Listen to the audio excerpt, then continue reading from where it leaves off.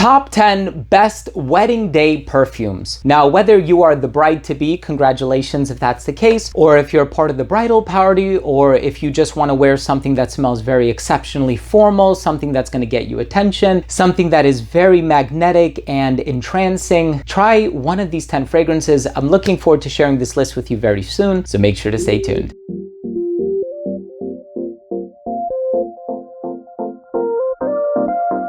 Now, before I begin today's episode and I tell you about these top 10 best wedding day perfumes, I'll tell you why I enjoy them so much, what I get from them, the notes, how they evolve on my skin, so on and so forth. But before I start the video, I do want to mention that if you're a fan of fragrance-related content, and of course, if you love smelling your best, hit subscribe, hit the bell, and give this video a thumbs up for the YouTube algorithm. It would really mean a lot to me. So if you are attending a wedding, maybe you are the bride-to-be, I actually curated this list with the anticipation or the thought of the person who might end up sampling one of these is going to be the potential bride. And so, you know, I kept you in mind. Now, I don't know if your special day has passed or it's yet to arrive, but these are all fantastic, feminine-leaning fragrances. A lot of these are unisex. Some of them are explicitly feminine-leaning, but I think they are fantastic for a wedding day. And I think when you look at the bottles, you're going to be like, wow, how much I would love to be able to say that that was the perfume that I wore on my special date. But again, scent is subjective. Of course, sample these at a place like Scent Split or something like that. This is not a sponsored video, but I am going to drop all of the links down below. They are fantastic. I use them for my own sampling purposes. In the number 10 spot, of course, I've spoken about this on so many occasions. This one by Tiziana Terenzi is called Atlantide. This is a beautiful passion fruit and tuberose fragrance. It is a little powdery.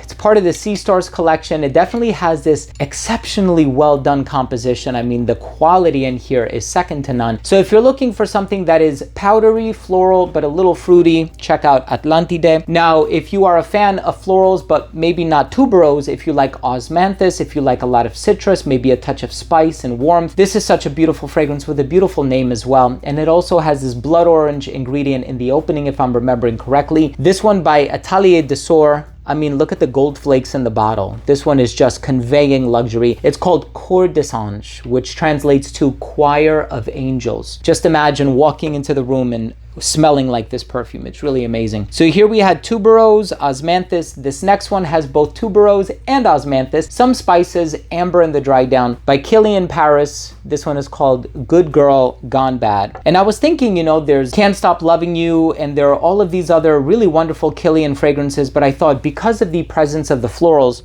this is probably going to be the best one for a formal scenario, and I enjoy wearing this one myself. It's a really good fragrance. The next one has a lot of grapefruit and orange blossom. Yeah, there's a touch of jasmine. I think there's tuberose in here as well. Gabrielle by Chanel. This is such a beautiful formal perfume. I can't speak highly enough about it. And of course, they have the Parfum version. You can get that one if you're looking for something a bit more on the strong side of things. Now, if you didn't mind the powder in Tiziana Terenzi's Atlantide, you're certainly not going to mind the powder in this one. This one is equally powdery, a lot of clean, starchy white floral ingredients comprising this bouquet in the heart. This one by Xerjoff is called Apollonia. Now, this fragrance in particular, it's very strong. That's something to be said about a lot of Xerjoff fragrances, but the florals in here are so entrancing, right? You smell this one and you're like, do I get jasmine or iris or gardenia or tuberose? It just has like this white floral heart about it that I personally love and enjoy, and Apollonia is definitely a masterpiece from the brand, albeit a bit feminine leaning. So again, you have to try it for yourself, get a sample or something. I don't think it's going to be everybody's cup of tea, but I'm certainly glad that I have it in my collection. If you're a fan of ylang ylang, you like it to go sometimes in a more tropical direction. If you don't mind aquatic notes, you have to try White Pearl by the House of Oud. This fragrance in particular, let me tell you, it's very long lasting. This one came out along with Guilty Crush, which is this sort of champagne accord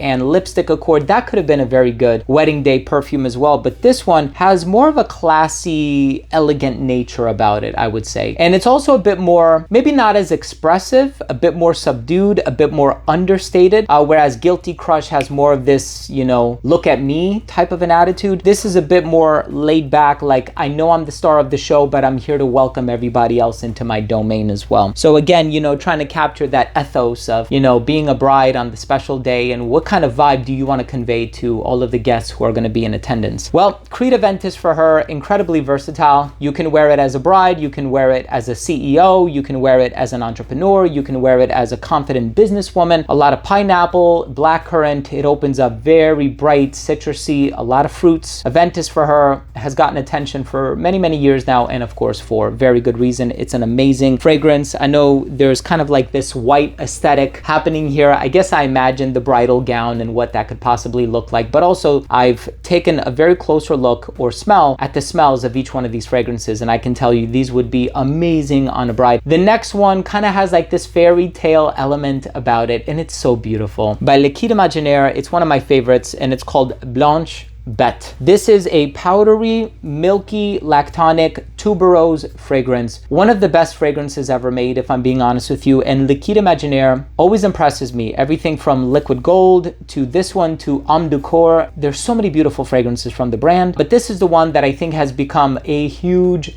hype ever since it came out, and for very good reason. Blanche Bête is such an amazing fragrance. Now, if you're on a budget, there's a fragrance that you can purchase in place of it, and by Lattafa, it's called Her Confession. So this is basically a twist of Blanche Bête.